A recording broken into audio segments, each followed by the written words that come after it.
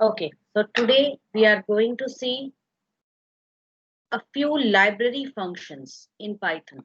Okay, some functions which we haven't seen in previous classes, some library functions. With this, you will understand not only about those library functions, but you will also understand how we can use them, and also how your functions, the functions which you create, when others use your modules, how they will be using the functions. Okay, so some library functions are there, that we have some mathematical functions, we have a few string functions, and I mean, these functions are quite handy, okay, when you are working on certain apps, when you are creating your project, these functions could really prove to be very useful for you. Okay, uh, so we will be doing some of those functions, and we will also, okay, what about your projects? Are your projects going smoothly? Now you have to start wrapping up your project. Yes, ma'am, our project is almost complete, but it's giving a bug, so we have to figure out what it is. Okay, please do that, okay, and complete it. If it is about to be completed, then just complete it, okay, and wind up. Okay, ma'am. Anshika, what about your project? But mine as well going well. Okay, do complete now. Bring your projects to completion, okay, complete them as fast as you can, right? Because now for your final exams, your projects are going to be needed. Okay, so you have this month, half of this month is left, October, November, December. You have, okay, January, you will be having your practicals, final practicals. So please wind up within December, right? Okay, so we will be seeing some library functions.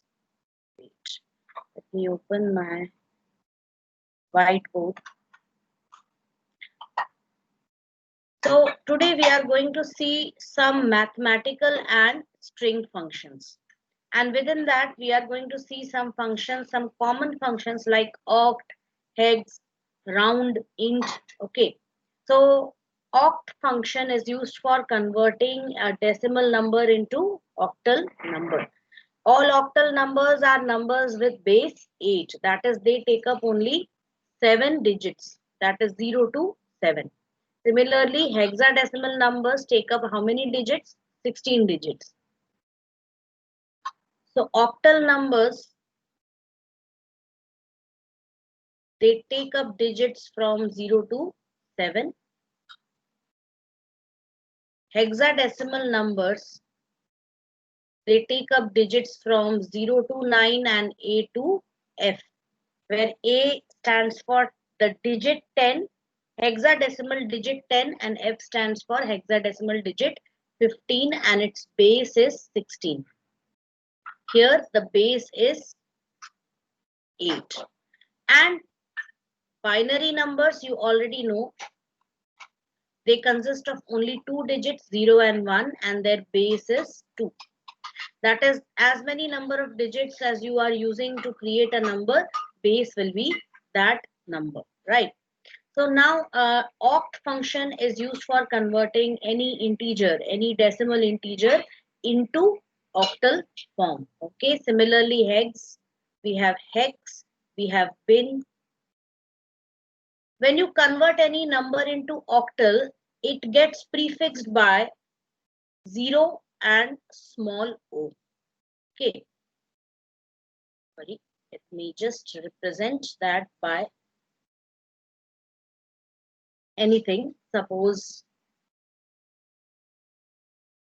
I'm writing k to represent the digits, okay, of octal number. So 0 and small o. And this is the alphabet O. And for hexadecimal number, you have a 0 and you have an X. Okay, the alphabet X. And for binary number, you have 0 and B. Right. Let's run these and check them out. Okay.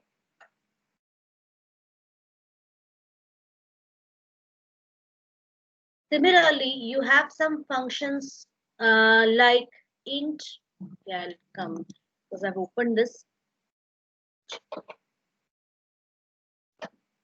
So if I have any number, I'm going to write oct. Any number, I'm taking any decimal number 856. Okay.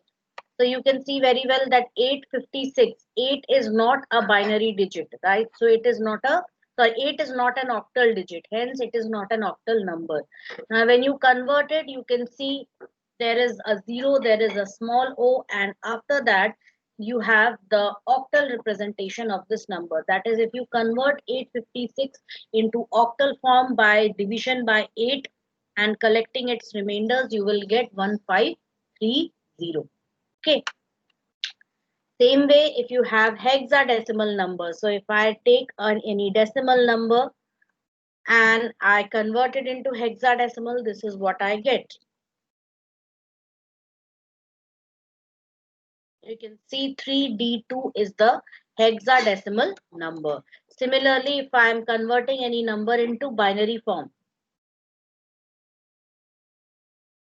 0 and B. So this way I can convert any number into octal, hexadecimal or binary form. There is a function int. Now this int function can accept any type of argument and convert it into integer. Like first I'll take the argument as a string value. So let me take, of course I cannot convert anything like this. It will always give me an error, invalid literal for int. The string value which you are taking inside int function as an argument, it should be a string of digits which are of alphanumeric nature. Like if I write 1, 2, 3 like this. So 1, 2, 3 are what? They are digits. But right now you cannot convert, cannot perform any arithmetic calculations on it. Why? Because it is enclosed within double quotes. It is alphanumeric in nature. Now with this int function, you can convert this into the numeric int. Like I write a equals int 435. Now when I print a, and I also print its type.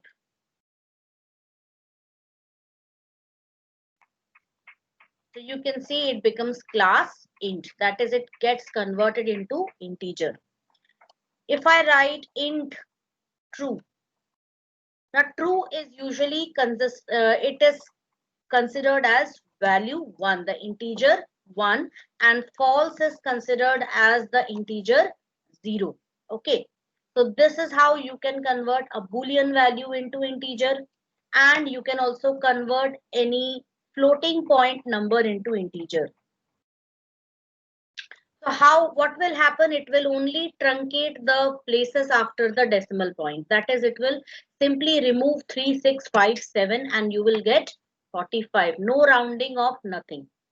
Okay, so this is int. Similarly, you have a float function also. It also works in the similar way. If you have 45.36, which is written within double quotes, which is of alphanumeric nature, it will be converted into float.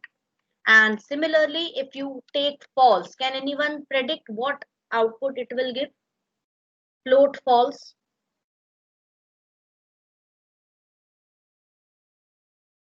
Tell me.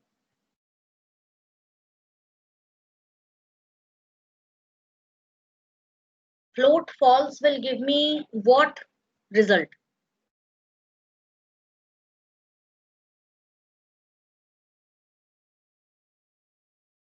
Come on, anyone. Use the chat option and give me the answer.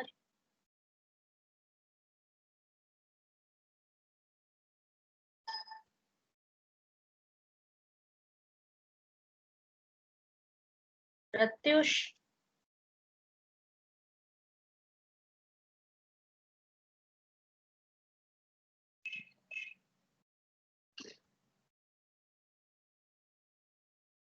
Yes, Pratyush, give me the answer.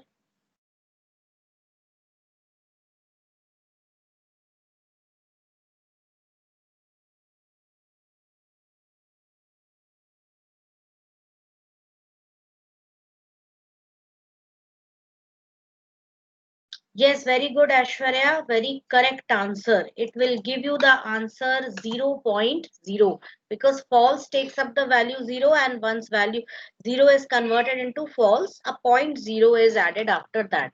Similarly, float true will give you what? 1.0, right?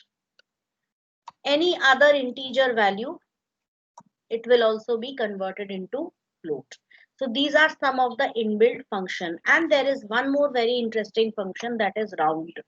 Now let me explain some details about round function.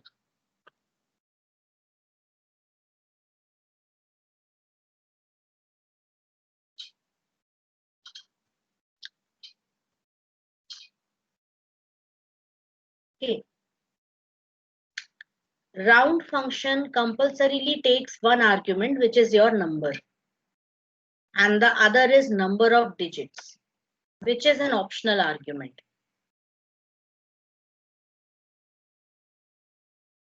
So when you are simply taking any number like 45.5536, okay, it will round off this number to have 0 places after the decimal, right? But this rounding follows a different approach. First, I will tell you round with number of digits. Okay, so watch that carefully. If I have round 45.5536, right?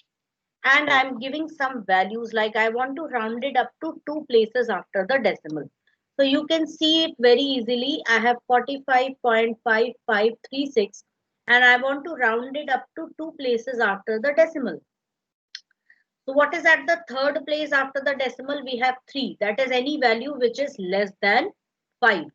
So it will simply be written as 45.55. Just check it out. Yes, so that is what we are getting. If we had any number like this, round 45.55554, and I write 2, then it gives me what? 45.56, the usual behavior. That is, if I have to round it up to 2 places, so here we have the value which is 5, hence 1 will be added over here and it will become 45.56. So this is the usual behavior, right? It is common to all programming languages. But if I write 45.55554 and I'm not giving any places, number of digits, what will this give me? So here you have what? 5. Okay. So it should round off to 46, right? So let's do that. 45.5554 and that's it. It gives me 46. Fine. But if I change this number and I make it as 44.55554, it will give me what? Okay, just a sec.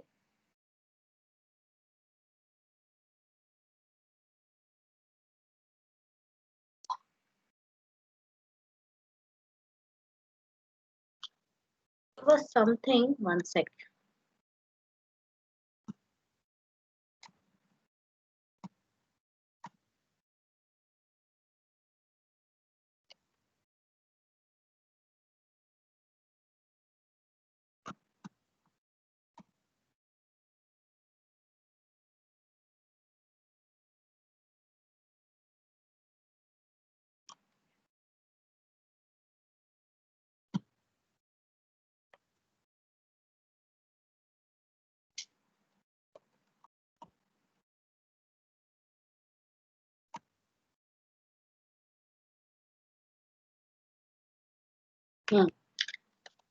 Python gives you some unpredictable results. Okay.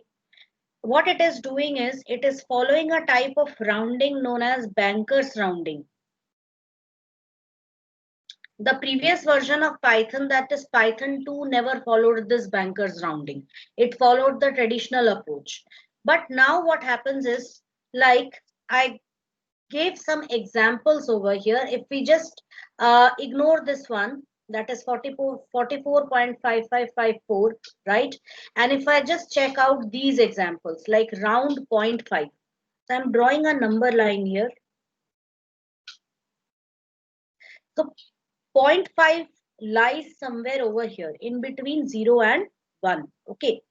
So it should round off to 1. That is our traditional approach, but it is giving me the value 0. Why? Because here it always prefers the nearest even integer, which is 0. So here 0.5 will give you what? 0. But if I write round 1.5, that will give me 2. Why? Because 1.5 lies somewhere over here, and here we have 2. And the nearest even integer is what? It is 2. So it will round off to 2. Similarly, if I write here round 2.5, it gives me the value 2. So 2.5 is somewhere over here, and here we have 3. So it will round off to the nearest even integer. So this is known as bankers rounding. Okay. Now, if I write something like this, it gives me the value 3.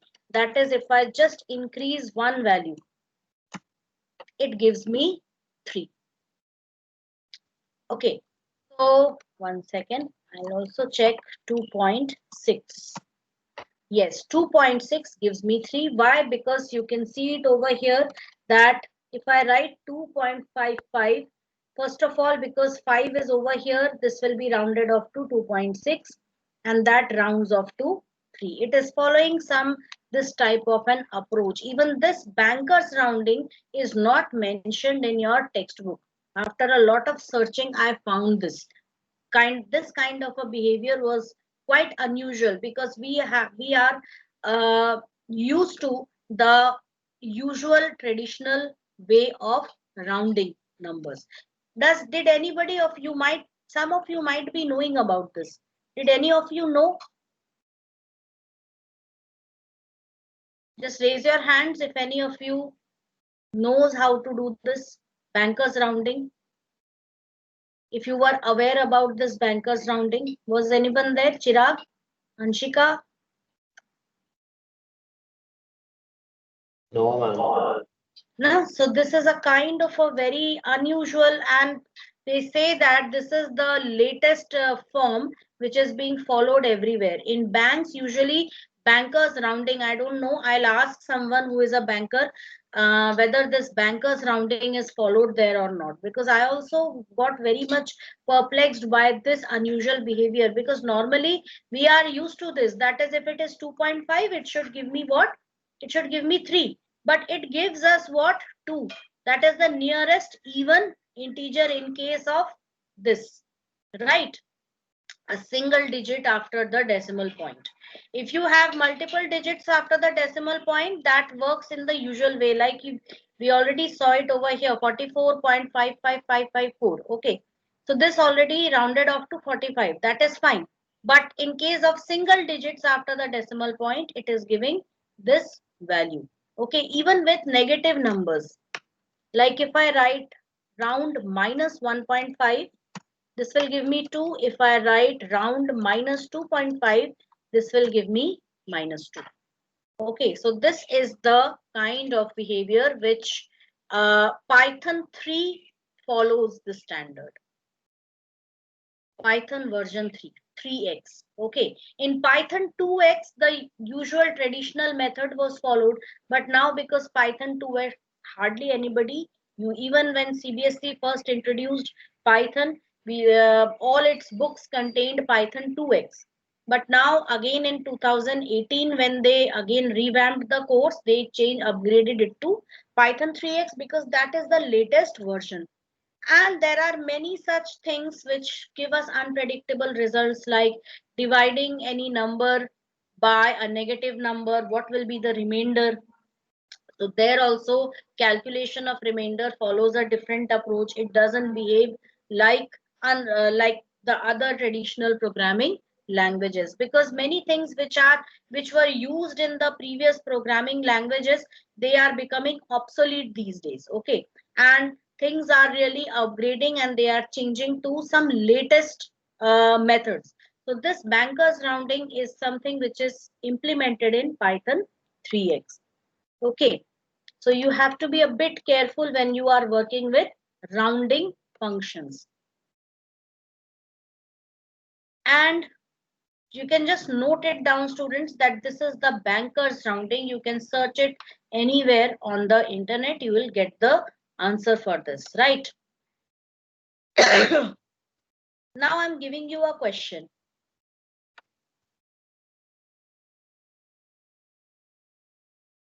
It's a very simple question.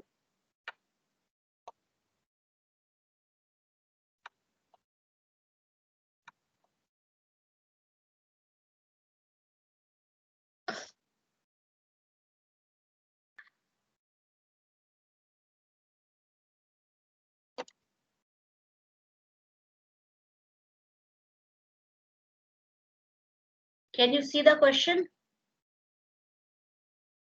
Or I'll better send it to you.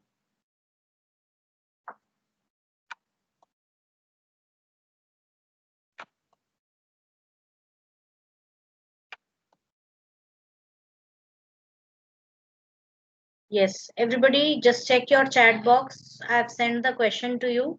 Write a program that reads a number, then converts it into octal and hexadecimal equivalent number and prints it in this way. It should print the output in this way.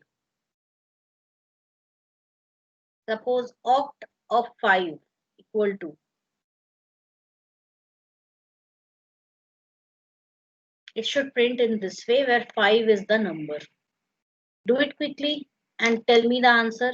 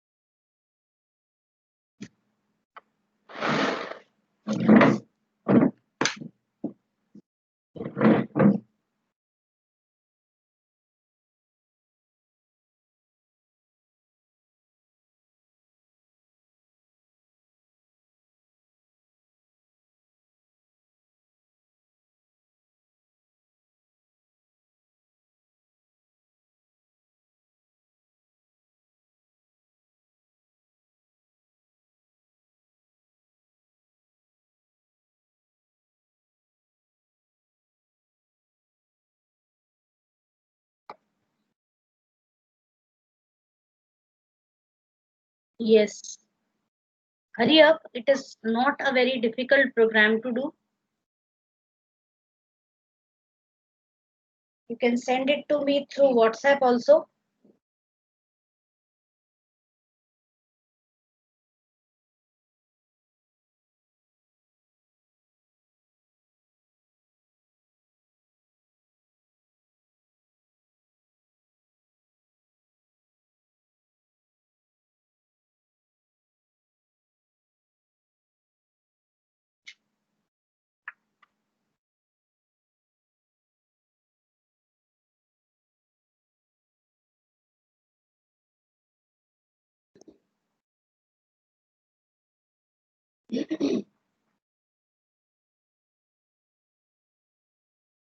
Yes, students, hurry up.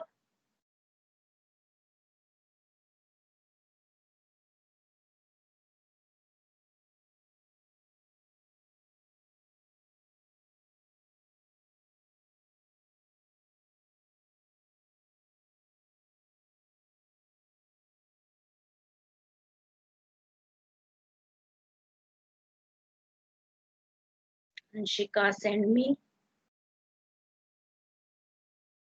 Yes, very good, Anshika. Correct answer. Everybody can check the chat box and see the answer which is sent by Anshika. A simple program, you have to take input from the user and you have to convert it into octal and hexadecimal. Similarly, you can execute bin function, int function, round function. Okay. Now there is another program I'm giving you. Please check it out. I'm stopping the share for some time. Write a program that inputs a real number and converts it to nearest integer using two different built-in functions. It also displays the given number rounded off to 3 places after the decimal. Do it quickly.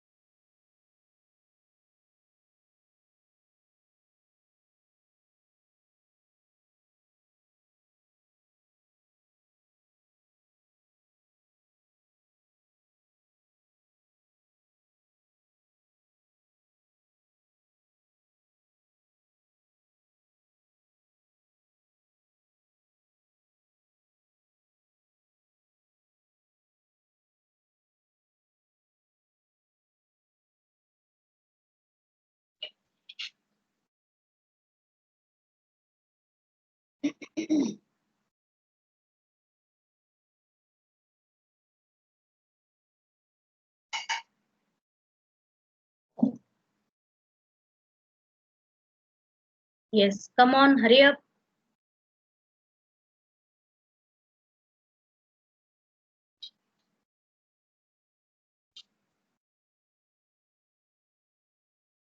Okay, we'll do it.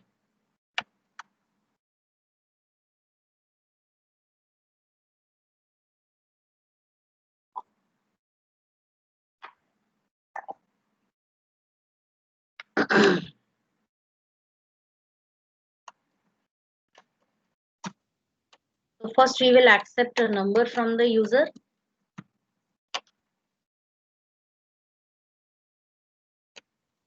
Enter a number. Now we have to, what we will do is we will first use the int function for rounding it. Okay, so I'm writing int number equals.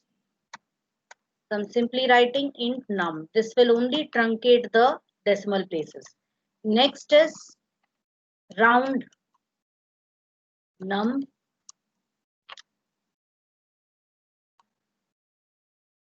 Sorry, comma. I'm going to give the second parameter also, that is 3 places after the decimal. So I'm going to write 3 equals, comma. Here I'll write round num, comma 3. Okay, that's all I have to do. Just run this program. Let me enter.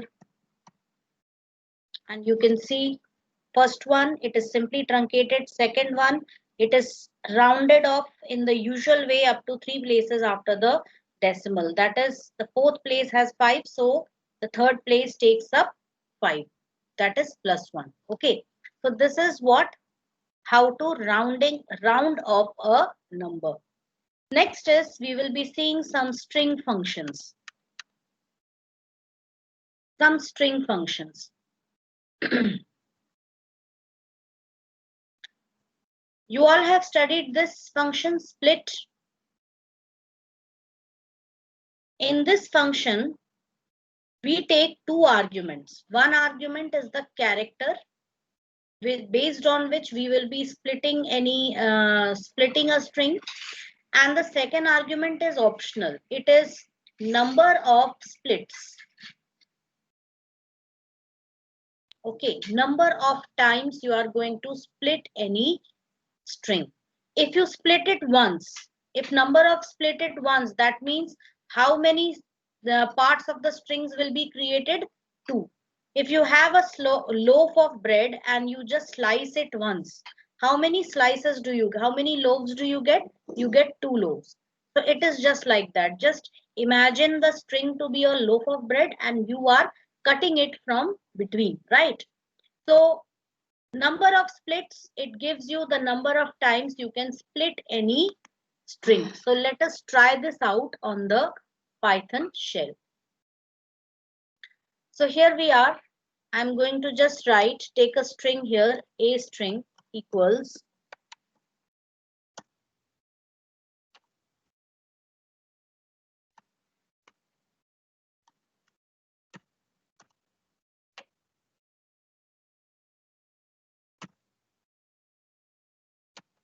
I have taken this small string. The Voyager 1 has reached interstellar space. Okay. So I will be first of all splitting this using what? Only the space. Now one more thing. When you split the string, it returns something. What does it return? It returns a list of string objects, where each word of the string, that is a string object within the list. Okay, so I'm going to take a list of words. So I'll take a list of word space list. Okay, equals a string dot split. So I'm simply taking split and I'm taking space. Even if you don't give space, it will take the default value as space only. So now let me just print this space list. You can see that it contains all the words within the string. So this split function can be used in cases when you are working with files and you have to read each line of the file and count the number of words. Okay, so you can use this split function over there. I have been even telling you this. Okay, we had studied this in the previous class. Another is this split function also does the split based on a number of times. So same way, if I'm creating another list and I'm writing here a string dot split, separator I have given as space and I want to split it only once. So what will it do? In this case, first I'm going to copy this string.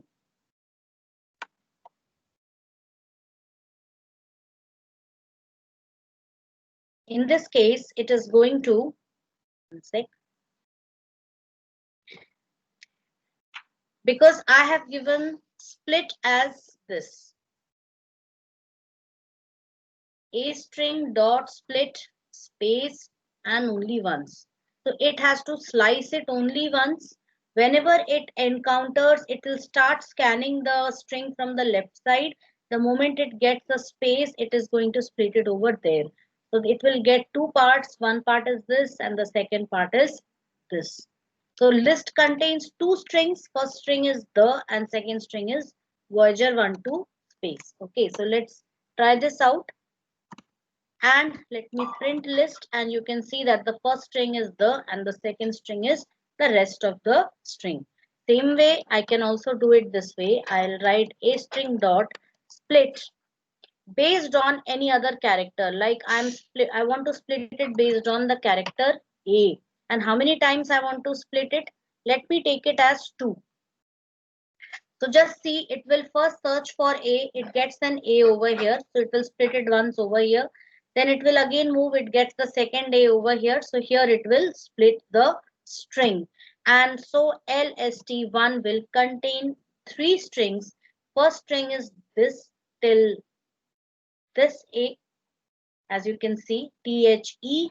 There is a space is added because originally the string has a space over here. Okay, so a space is added till here. So this is my first string. Then A was the character based on which split had to be done, so A is removed from it. Next A is over here, so our next second string is this, as you can see, and our third string is S till the end. So this is how you can split. You can even split a string based on a particular character and also a number of times. But if you write it like this, LST2 equals A string split A. So wherever it finds A, it is going to split the string. जहां जहां उसको A मिलेगा वहीं पे split कर देगा. Got it? Because you are not specifying the number of times it has to be split, right? So this can be very helpful if you want to extract some characters from a string, right? So you can easily do this. Next is, after the split function, we have another function and a very interesting and useful function, that is replace. First I'll take attendance. There are hardly 4 students in the class. Don't worry, your attendance will be recorded. Okay, so replace function, what does it do? So first of all, string object dot replace old string new string. Please write it down in the copy. This is the syntax of replace function. String object dot replace. So usage, if you have a string, say a string dot replace. I want to replace all the A's with E. So wherever A is found in the string, it will be replaced with E. Suppose A string is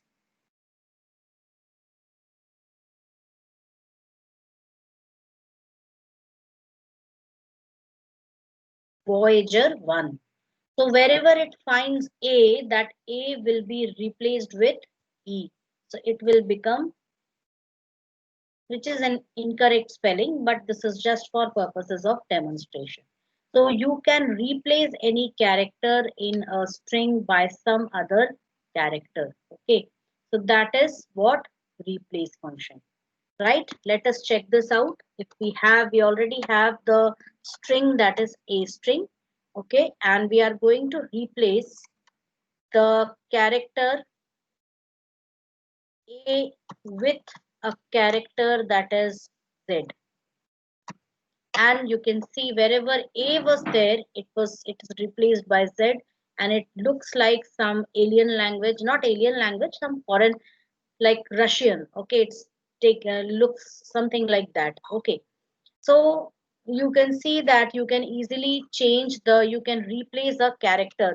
Again, one more, if I want to replace all the spaces with a hyphen, I can do that.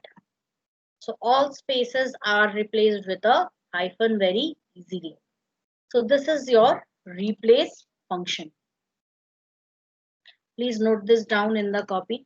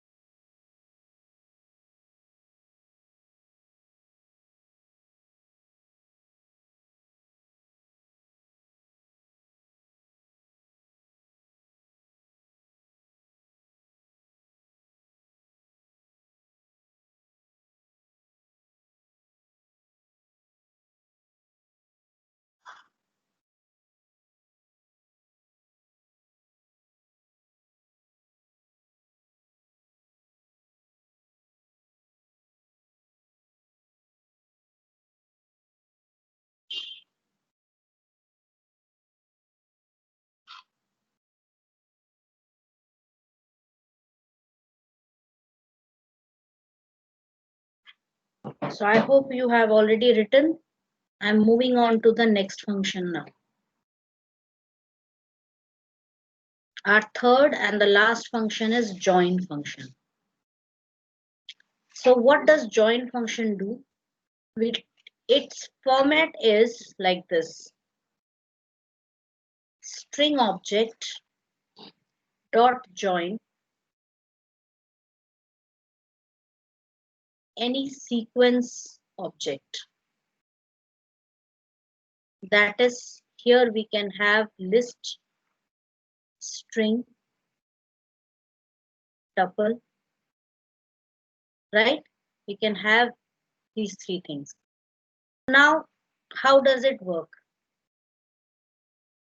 Suppose I have a string, as you have already seen, which contains a string that is about Voyager 1. Okay. And what I want is in between, after every letter of that string, I want to add a small character. That is, I want to add a hashtag. So hash dot join a string. What will you get if it is like this? The Voyager 1. So the Voyager 1. It's written like this. So after T, you will get a hash. After H, you will get a hash. After E, you will get a hash. Even after space, you will get a hash. So a hashtag will be inserted after every character. I will take a small example here. I'm taking a hash dot join hello. You can see what it gives. A hash is embedded inside the string, that is after every character. Same way, if I write hash dot join a string, you can see that after every character I get a hashtag, right? So it looks somewhat like an encrypted string. Okay, you can make some encryption out of this. You can create some encryption algorithm out of this. That is, any kind of confidential information which the user wants to send through your Python program, you can encrypt that and you can send it, and wherever it reaches, it can be decrypted over there. Okay, you can also embed more than one character, that is a string. So I'm taking these three characters and I'm writing join a string. A string doesn't change because this function is returning a separate value, right? So what you can do is you can write new string equals value, that is dollar hash dot join a string. When I do this, new string will be this, and a string will contain the original string only. This is clear to everyone? Now, in place of this a string, I can also take a list, or I'll take fruits as the list. Okay.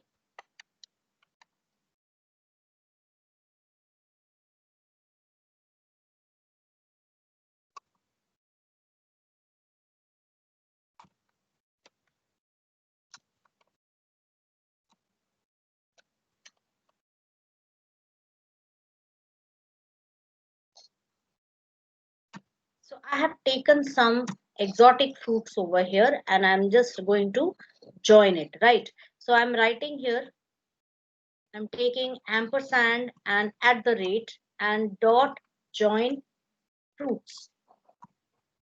After each item, after each list item, you get this character. This is inserted after each list item.